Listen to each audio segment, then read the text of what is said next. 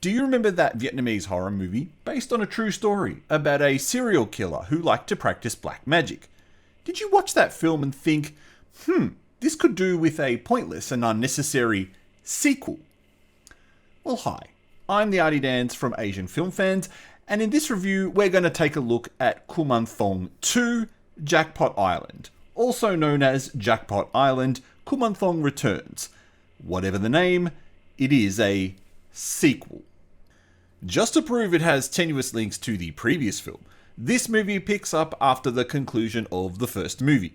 Fresh after killing her murderous husband, a now pregnant Soy and her dad board a boat to an island to start a new life. But desperate for her twin children to see the face of their father, she starts to practice black magic. However, she's stopped by her father, but not soon enough, as that unleashes a new terrible curse on the island. Fast forward around 30 years later, and a group of friends led by a woman with a severe leg injury, her adopted sister, her boyfriend, a magician, and two travel guides / Instagram streamer idiots head to the island for her birthday. Lo and behold, things start to happen on this cursed island. Visions are experienced, death occurs, the truth is revealed, and more weak links to the first movie are shoehorned in to remind you that there's a better movie out there than you should be watching. So where do we start with this disaster? Firstly, it's obvious that there was never intended to be a sequel to the first Kumanthong movie, because this movie has absolutely shoehorned in links from that film into this one. And that's what that first 5 or 10 minutes is about. Making sure that you, the audience, understand that the movie you're about to watch is a sequel to Kumanthong. Except, it's not a sequel at all. But not in the strictest sense of the terms. All this movie's done is taken an existing boring story. In this case, it's about a whole bunch of idiotic people who go to this island, and of course, one of them has to be an influencer / streamer, and shoehorned in the Kumanthong name. Now, this kind of trope seems to be getting very popular in Asian cinema, even Western cinema, and it's starting to become really annoying. But it's really, really fucking obvious that there was a meeting with producers there who said, we have this movie about 6 people who go to an island with a curse on it. And someone had the bright idea to go, let's make this a Kumanthong sequel and destroy the legacy of Kumanthong. And that is exactly what's happened here.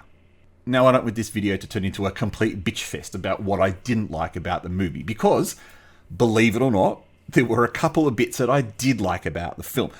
The first one, and the best thing that I liked, was that there is remixes of the music of the first movie, that the kind of that Kumanthong theme, that dun dun dun dun dun dun dun, that has been remixed quite a few times throughout this movie, and it plays at really appropriate moments.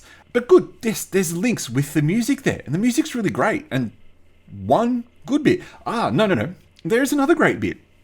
There's a bit in the film where the characters find all these mushrooms on a plank of wood. And he picks it up and throws it back to the magician character and says, here, cook this. And golden rule is you never pick and eat wild mushrooms unless you know what they are. But maybe he knew what they were, because what we get after they cook and eat the mushrooms is a quite hilarious scene of them tripping out. And there are some really great optical and CGI effects used in this bit that show like bloated out faces and kind of wavy video.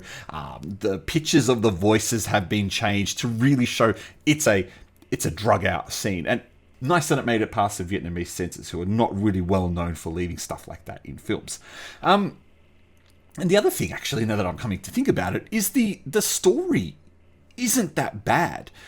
The whole idea of why the island still exists and what the 6 of them are doing on the island is actually pretty good. I thought there's a decent movie behind it.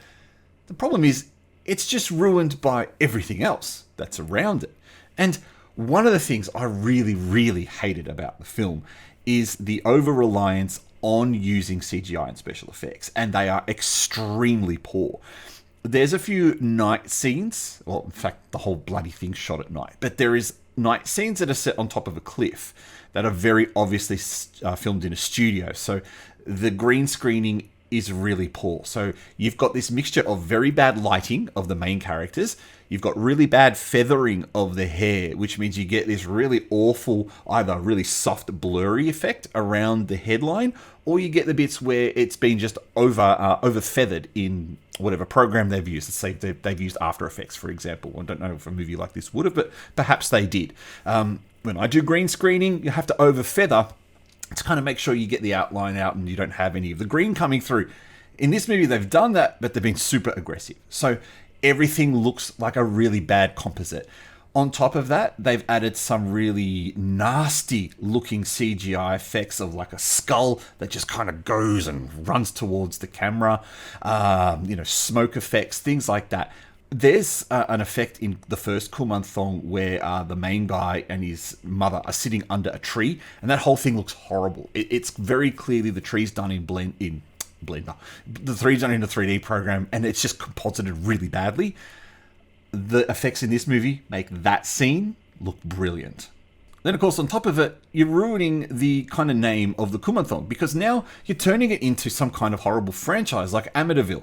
There is no longer the first Kumanthong, which, to be fair, the name Kumanthong was given for its Western release. The Kumanthong is more of if I can remember correctly, it's some kind of spirit that lives in a statue of a young child. So it kind of made sense for the first movie, and it kind of makes sense for this one to call it a Kumanthong, except the characters don't actually say Kumanthong. I'm not even sure if it is a Vietnamese word or if it's a Thai word, to be honest. But the characters don't actually make an explicit reference to Kumanthong. But now what you've done, or what the producers have done, is they've created a franchise like Amityville out of Kumanthong, and I would not be surprised if we continuously see more and more Kumanthong movies coming forward that have absolutely nothing to do with the first movie, but there will still be some bullshit shoehorned in to make it look like that there is. So thus, having said all that, using my GHOST rating, which stands for great horror or stupid trash, it's obvious that I didn't enjoy this film. So it is a 1-star movie, and I'm really struggling to think how anyone could get anything positive out of this film. It's a stinker. It destroys the name of Kumanthong. It has irritating characters. It has very poor special effects. It has a story that, while it's short, doesn't deserve the treatment that it got. It deserves a much better film attached to it. The only saving grace is that terrific music. So, there you go. 1 star for Kumanthong, 2 Jackpot Island. If you've seen the film, what did you think of it? Did you think it was as stupid as I did, or maybe you liked it? Leave a comment below and let me know. Otherwise, thank you for watching this video. Please like, subscribe, all that shit that YouTube's people usually ask you to do. And otherwise, I'll catch you next time on the next Asian Film Fans movie review.